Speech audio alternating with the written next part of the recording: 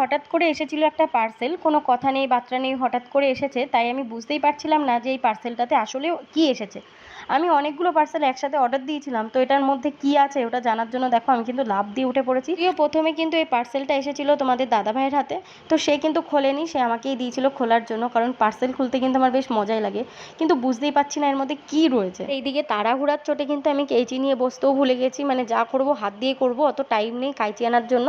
তো যাই হোক, এই যে খুলতে খুলতে হঠাৎ করে তোমাদের দাদাভাই চিৎকার করে উঠে বলল যে এটা নাকি তার জন্য একটা হ্যাঙ্গার কিনেছে। মানে কি, ওর জামা কাপড় খাটে রাখলে আমি ছুঁড়ে ছুঁড়ে ফেলে দিই, ওর জন্য রাগ করে এই হ্যাঙ্গারটা কিনেছে। তবুও ভালো, আমার খাটটা তো পরিষ্কার থাকবে।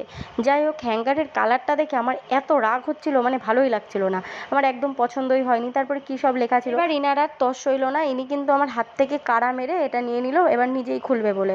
আর আমিও তো এত সোজা মানুষ না, আমি আবার তার হাত থেকে কেড়ে নিয়ে কিন্তু নিজে দেখা শুরু করলাম যে আসলেও কী লেখা রয়েছে।